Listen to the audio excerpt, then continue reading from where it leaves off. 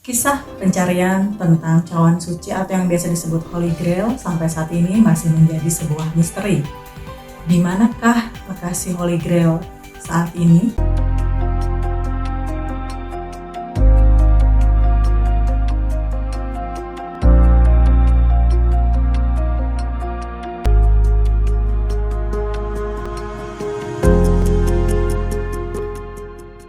Oke, sebelum saya masuk ke dalam bahasan vlognya, saya minta dulu subscribe sebagai yang belum.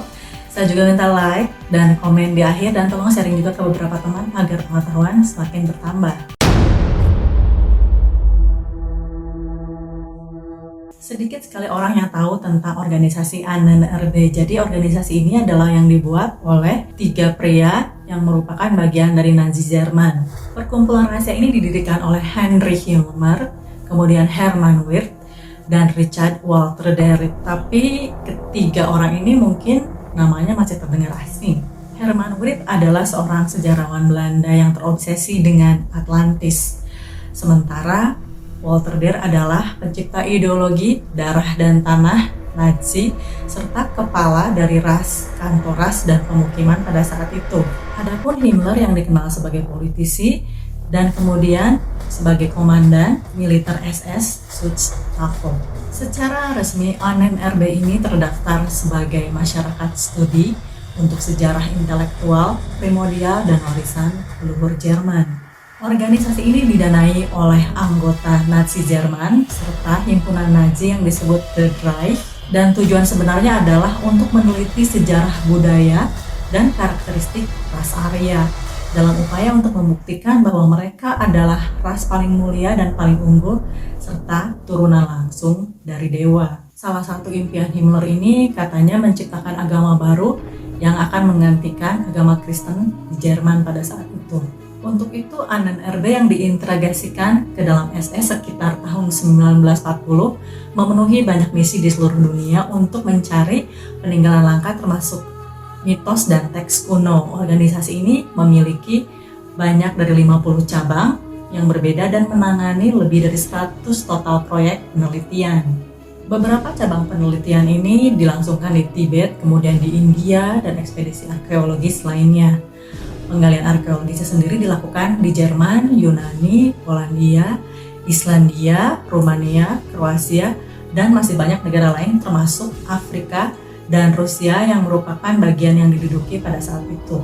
Tibet adalah menjadi prioritas bagi para peneliti dan khususnya Institute for Inner Research Asia.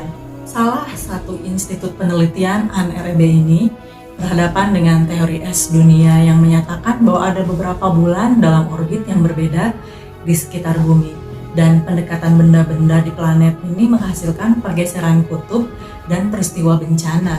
Para ilmuwan di organisasi ini juga mendukung bahwa bumi diciptakan ketika bongkahan es raksasa bertabrakan dengan matahari.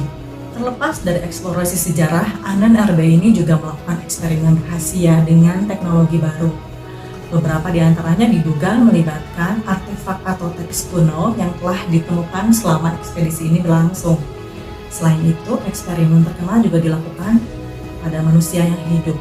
Tak hanya penemuan arkeolog, kabarnya ANNRB ini bercabang menjadi okultisme.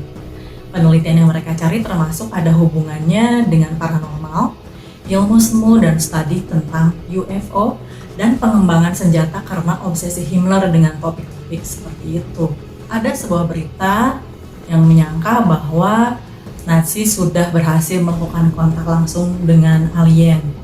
Bukti ini didukung dengan ditemukannya tengkorak yang aneh oleh tim penjelajah yang dipimpin oleh ilmuwan Vladimir Melikov di sebuah gua di Gunung Bolshoi, Rusia.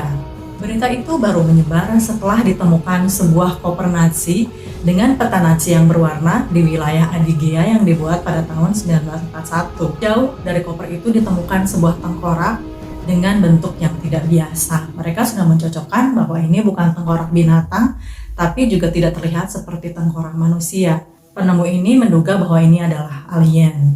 Dengan penemuan tengkorak ini telah menyebabkan spekulasi Nazi bisa melakukan kontak dengan alien atau bahkan memanggil setan di daerah terpencil. Ada juga desas-desus yang mengatakan bahwa pejabat ANNRB ini dilaporkan dikirim ke Brazil pada tahun 1943 dengan tugas mendapatkan tengkorak kristal yang dilaporkan ditemukan di reruntuhan Maya, Lubantum oleh P. Mitchell Hedge. Namun untuk berita ini belum diketahui secara jelas. Lalu ANNRB ini juga secara intensif mencari Atlantis, kemudian tabut perjanjiannya Musa, serta cawan suci di seluruh dunia.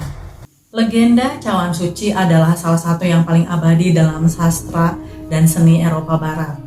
Cawan itu dikatakan sebagai cawan penjamuan terakhir dan pada saat penyaliban menerima darah yang mengalir dari sisi Kristus. Katanya di dunia ini ada beberapa lokasi yang diduga sebagai tempat penyimpanan Holy Grail.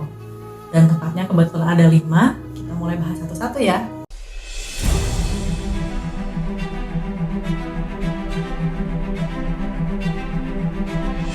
Jika sebuah gelas apapun yang digunakan oleh Yesus pada perjamuan terakhir, mungkin diambil untuk dibersihkan sesudahnya dan that's it. Itu bisa gelas rumahan apa saja. Kecuali jika Yesus ini secara pribadi memiliki cup khusus yang itu dibawa olehnya atau bahkan oleh pengikutnya setelah itu, dan itu diduga bahwa cup tersebut itu pernah berada di Yerusalem. Jika itu yang terjadi, maka kemungkinan besar tempat itu pasti sudah dihancurkan pada waktu itu. Dan si cup ini mungkin juga sudah ikut terkubur di sana. Dan jika sebuah cup pada saat itu disembunyikan, itu biasanya disimpan di dalam kubah batu yang biasa dipakai sebagai tempat persembunyian. Dugaan lainnya mungkin disembunyikan di saluran air atau di sebuah tempat seperti terowongan Hezekiah.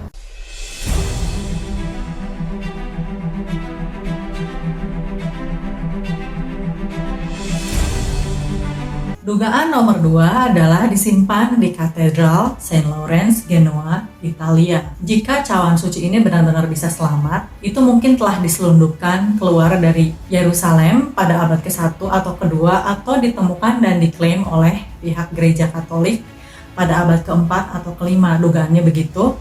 Bahkan mungkin dicuri oleh agen kekaisaran Romawi. Detail tentang dibawanya Grail ke Italia ini memang sedikit agak kabur. Tetapi di Genoa ini ada mangkuk hijau dari Timur Tengah dibawa ke Genoa di beberapa titik selama Perang Salib. Mangkuk hijau ini yang juga disebut sebagai cup belum diteliti secara akurat penanggalannya. Namun telah disimpan di katedral sampai saat ini dan dipajang di sana. Beberapa pendukung mengklaim bahwa itu sebenarnya adalah Cube of Christ.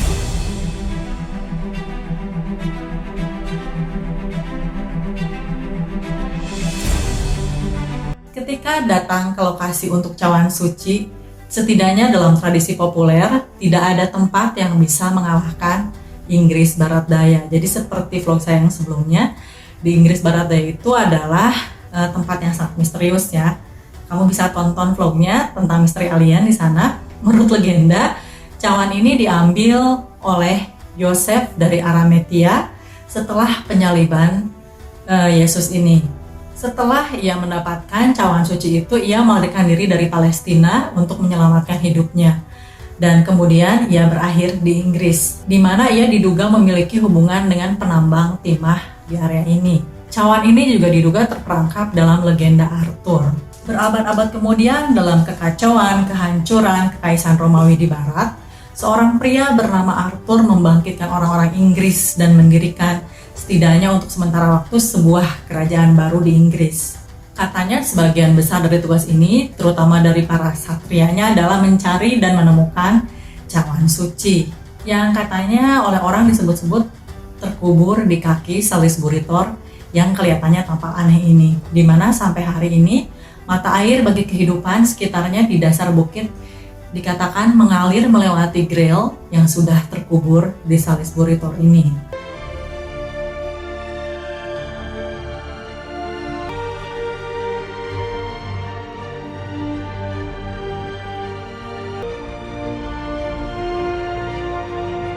Sebelum saya bahas nomor 4, kamu pernah nggak sih baca novel dari Dan Brown tentang Da Vinci Code, baik itu novel atau filmnya ya.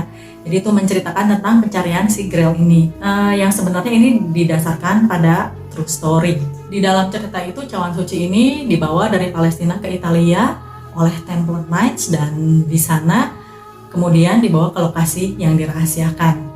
Spekulasi di mana lokasi yang dirahasiakan ini telah menjadi sebuah pertanyaan selama berabad-abad, dan legendanya Holy Grail ini pernah disimpan sejauh Pulau Oak di Nova Scotia, Kanada. Menurut versi cerita Dan Brown, cawan itu akhirnya berakhir di Skotlandia dan tersembunyi di bawah Chapel Roslin. Chapel Roslin ini merupakan kandidat yang menarik karena ada beberapa alasan. Roslin Chapel ini adalah gereja Templar yang bertahan sampai hari ini.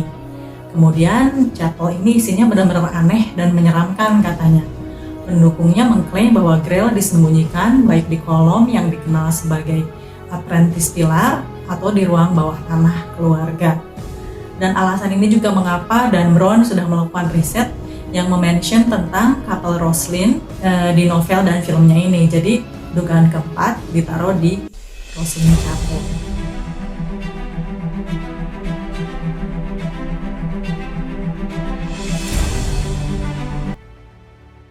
Dugaan nomor 5, Holy Grail ini katanya berada di Katedral Saint Mary, Valencia, Spanyol.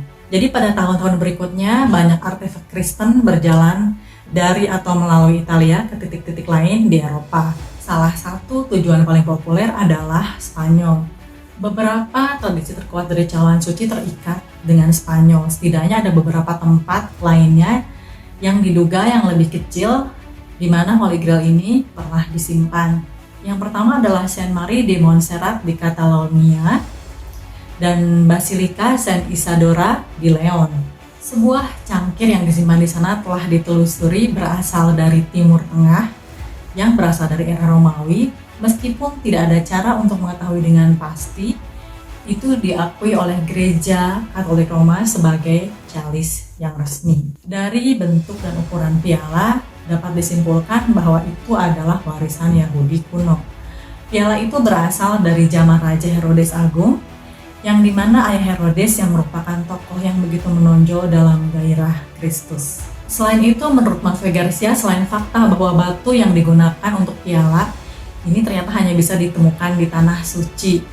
Jadi di mana Yesus dari Nazaret juga anggota dari suku Yehuda yang berasal dari Yerusalem pada saat itu. Dengan referensi dari beberapa sejarawan dan seni, semua bukti sudah mengarah ke sana. Apakah organisasi ANNRB ini sudah berhasil menemukan Holy Grail? Entahlah, saat ini kita belum tahu ya. Beserta dengan semua penemuan-penemuan yang sudah mereka coba cari, kemanakah semua pengetahuan ini sudah pergi? Pusat terakhir di mana pekerjaan ANNRB berada adalah di desa Weissenwald di Bavaria. Menurut informasi yang tersedia, sebelum benteng jatuh ke tangan Amerika, sejumlah besar dokumen yang sangat penting katanya telah dihancurkan. Apakah dokumen-dokumen tadi itu benar-benar dihancurkan atau bahkan justru telah disimpan oleh seseorang saat ini di tempat yang paling aman? Tentunya akanlah sangat menarik ya apabila dokumen-dokumen ini bisa kita temukan. Apa saja yang sebenarnya Nazi sudah temukan pada saat itu? Apakah Nazi sudah pernah menemukan Atlantis? Apakah mereka pernah menemukan tabut perjanjian dan Holy Grail ini? Tentunya tidak pernah ada yang tahu. Oke, jadi itu tadi pembahasan saya tentang dugaan di mana lokasi Holy Grail berada serta organisasi ANNRB dari Jerman ini. Tonton terus vlog saya yang lainnya. Sampai ketemu lagi. Bye!